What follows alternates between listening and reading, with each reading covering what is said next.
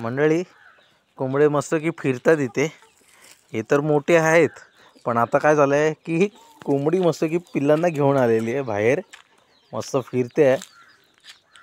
फक्त एवढे की आता हे जे कावळे ओरडत आहेत घार, यांना जपावं लागणार आहे. अशी पिल्लं फिरली ना तर वाढतात पण मस्त.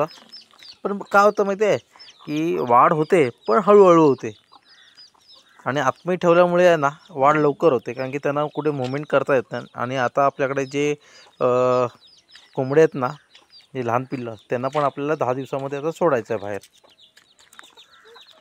मस्त फिरत आहेत ही लहान पिल्लं. ग्रीन नेट आहे ना, हा ग्रीन नेट चांगला आहे. पण त्या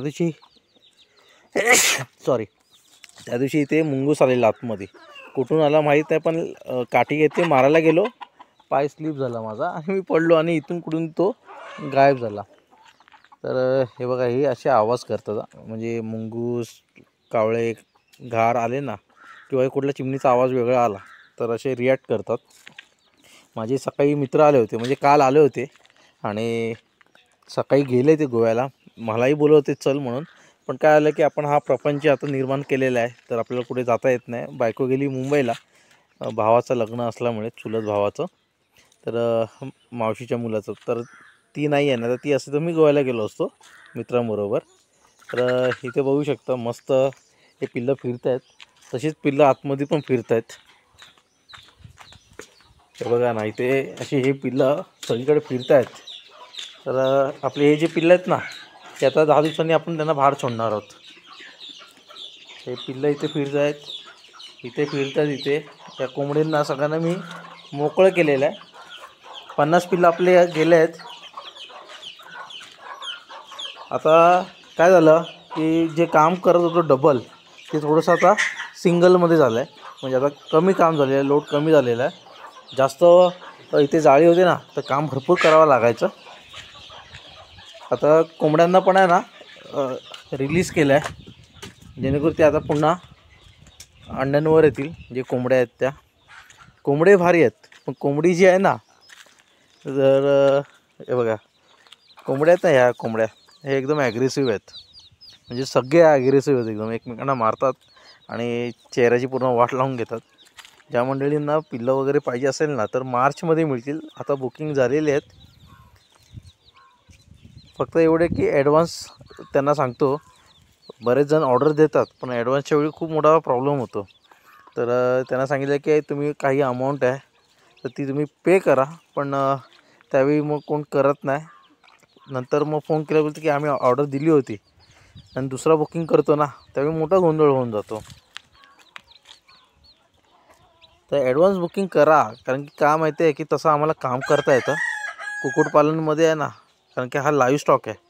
ह्या लाईव्ह स्टॉकबरोबर जेवढं काम करायचं तेवढं कमी आहे, कारण की ह्याला खूप मेहनत लागते. मला पहिलं वाटायचं की कुक्कुटपालन खूप इझी व्यवसाय हा. अंडी ठेवली, पिल्लं येणार, आणि त्यांच्याकडे बघायला काय गरज नाही, बाहेर खाद्य टाकलं की होईल, असं काहीच नाही. त्याला खूप मेहनत आहे. वाटतं तितकं सोपं हा व्यवसाय नाही आहे. आता पण सांगतोय मंडळी की ज्यांना करायचं असेल तर फुल टाईम द्या, मेहनत करा, तरच तुम्ही सक्सेस होणार आहे. एक वेळ अशी येते की माणूस कंटाळतो, की ज्याच्याकडे बघा मॅन्युअल ड्रिंकर नाही, तर तो खूप टेन्शनमध्ये होऊन जातो. माझ्याकडे आता पाणी अजून आलं नाही आहे. ज्यावेळी माझं पाणी येईल तर मला घर पण बांधायचं आहे, बाथरूम पण बांधायचं आहे, आणि या सगळ्यांचं नियोजन प्रॉपर करायचं आहे, ऑटोमॅटिक ड्रिंकरचं वगैरे. तर तो एवढा त्रास कमी होऊन जाईल. कारण की तुम्हाला मेहनत करायची असेल ना, तर हे बघा, हे ड्रिंकर आहेत. हे एवढे मी ड्रिंकर रोज पाणी द्यायचो. आता कोंबड्या हे सगळे रिलीज झाले आहेत ना, तर एवढे ड्रिंकर रिलीज, हे बघा, हे रिलीज झाले आहेत, टेन्शन नाही. आता यांना पाणी देत नाही, तरी बघा ना किती आहे आतमध्ये ठेवलेले आहेत. कमीत कमी 30-40 कोंबड्या आहे ना, त्या पिल्लांबरोबर होत्या. त्यांना आता एकत्र केलं पिल्लांना. कोंबड्या आता फ्री केल्या, आता अंड्यांवर येतील. आता 2-3 कोंबड्या अंड्यांवर आलेल्या आहेत. बघा, हा कोंबडा बघा, याची आपल्याला ब्रीड बनवायची आहे. आणले होते तर छोटे होते, आता मस्त मोठे झालेले आहेत.